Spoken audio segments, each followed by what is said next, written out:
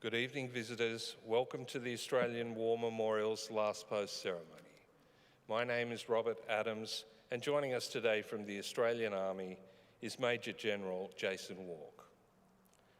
2026 marks 125 years of dedicated service by the Australian Army and its predecessors. Today, we remember and pay tribute to Lieutenant Walter Frederick Cobbold. This evening, we're honoured to acknowledge Vice Chief of the Defence Force, Air Marshal Robert Chipman, and fellow members of the Defence Strategic Studies course reunion class of 2016 and their partners who have joined us for today's ceremony. As always, we welcome the veterans who have served, those that are still serving, and the families that love and support them. The live stream of this ceremony is made possible by the Returned and Services League of Australia and the RSL and Services Clubs Association. We welcome members who are watching the live stream of this ceremony across Australia. During this evening's ceremony, wreaths will be laid at the base of the pool of reflection by visitors to the memorial. If you are able, I now invite you to please stand and join in singing the national anthem.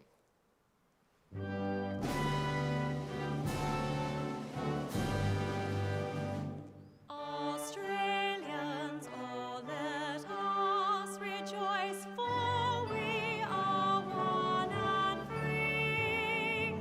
We've golden soil and wealth for toil, our home is got by sea. Our land abounds in nature's gifts of beauty, rich and rare. In history's page, let every stage advance Australia fair. In joyful strains, then let us sing, advance Australia fair.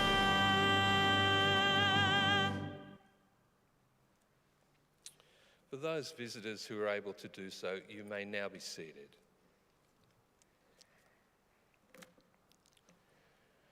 The Australian War Memorial was the vision of Charles Bean, Australia's First World War official historian. Bean landed with the Australian troops on Gallipoli and stayed with them at the front through to the end of the war. The idea of this national memorial and museum came to him at Pozières, France, in the depths of the bloody fighting of 1916. Bean's idea was that this would be a place where families and friends could mourn loved ones buried in faraway places. It would also be a place that could help all Australians understand what these men and women had endured and what they had done for us. Bean's vision, to which we remain true, is best expressed as inscribed in the entrance to the memorial's galleries. Here is their spirit in the heart of the land they loved, and here we guard the record which they themselves made. Tonight we'll read the story behind just one of those on the Roll of Honour, which lists the names of more than 103,000 men and women who have given their lives for us during war and on operations over more than a century. But first, we present a lament, Flowers of the Forest. Wreaths or floral tributes will now be laid at the base of the pool of reflection.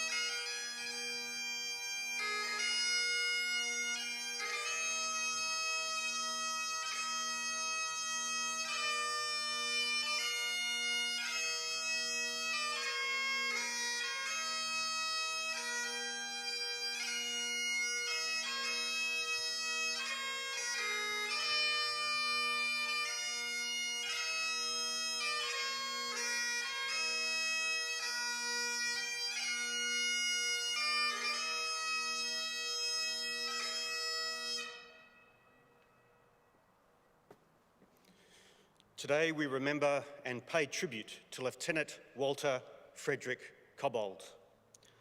Walter Cobbold was born on the 27th of April 1887 in Chascomús in eastern Buenos Aires, Argentina, the first of 8 children born to Walter and Margaret Cobbold.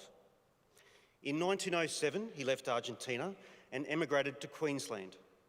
He initially worked for his uncle, Frank Cobbold, who ran a cattle property at Carpentaria Downs in the north of the state. But by the time the First World War began, Cobbold was working as a station manager on another of his uncle's properties at Hughenden. Walter Cobbold enlisted in the Australian Imperial Force in Brisbane on the 9th of September 1915, joining the 5th Artillery Brigade as a driver.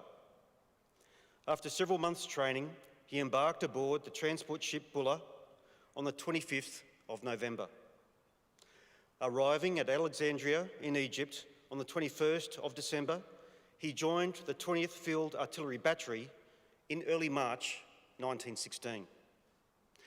A few days later, Cobbold sailed with his unit to France. By mid-April, his unit was in the line near Fleurbaix in northern France. The Germans subjected the Australians to daily heavy shelling, and they responded in kind.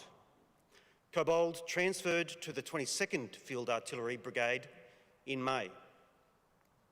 July saw Cobbold's unit transferred to the Somme, where it provided fire support for the 2nd Australian Infantry Division's attack on Pozières.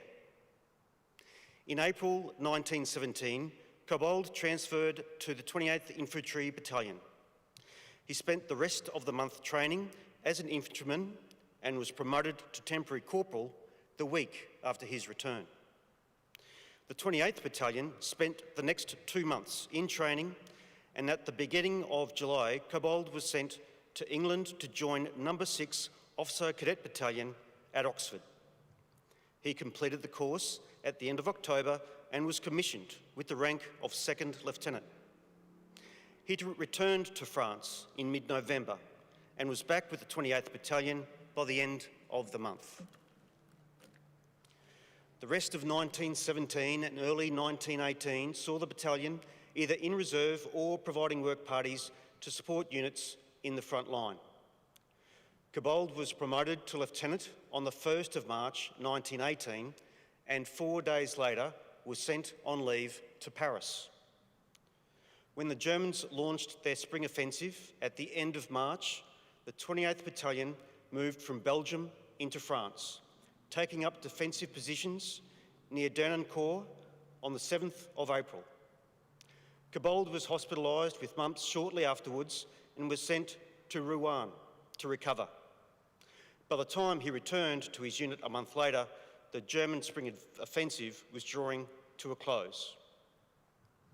The 28th Battalion returned to the front line near Méricourt on the night of the 5th of June 1918.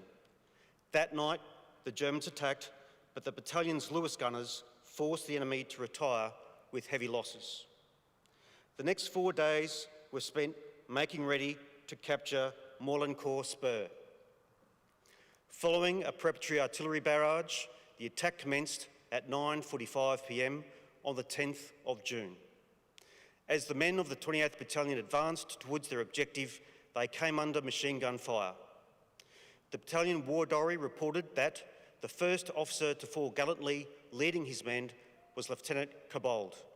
This officer was grand and displayed excellent courage during the whole of the attack.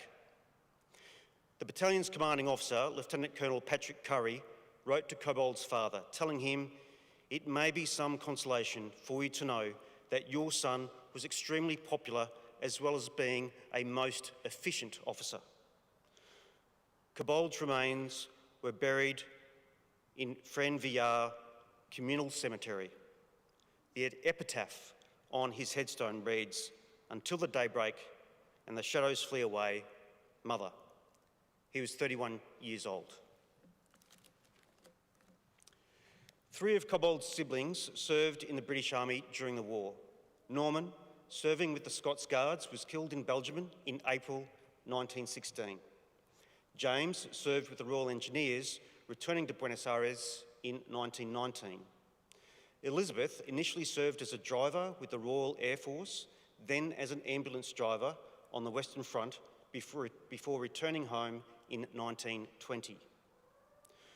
Walter Cobbold's name is listed on the Roll of Honour on my right, among almost 62,000 Australians who died while serving in the First World War. His photograph is displayed today beside the pool of reflection. This is but one of the many stories of service and sacrifice told here at the Australian War Memorial. We now remember Lieutenant Walter Frederick Cobbold, who gave his life for us, for our freedoms, and in the hope of a better world.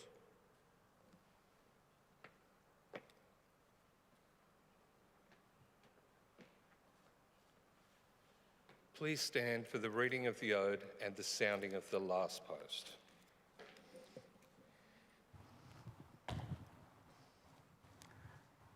They shall not grow old as we that are left grow old. Age shall not weary them, nor the years condemn. At the going down of the sun and in the morning we remember them. We will remember them.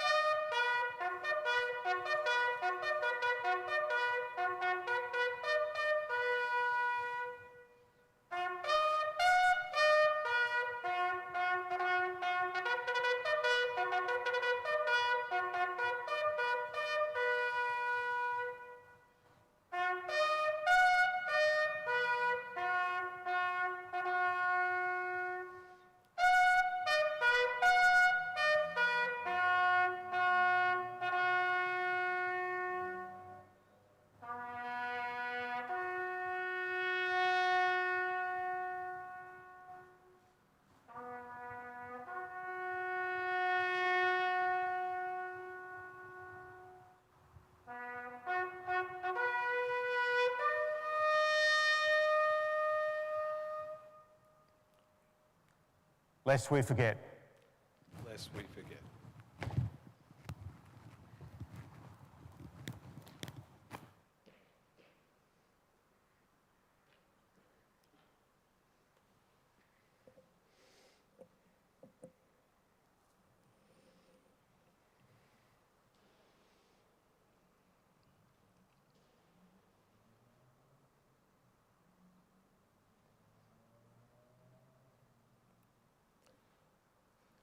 We leave you this evening with the words of the memorial's founder, Charles Bean. Many a man lying out there at Pozières or in the low scrub at Gallipoli, with his poor, tired senses barely working through the fever of his brain, has thought in his last moments, well, it's over. But in Australia, they will be proud of this. Ladies and gentlemen, girls and boys, that concludes the last post ceremony. On behalf of the Director, staff and volunteers, thank you for visiting the Australian War Memorial today. We wish you all a very pleasant evening.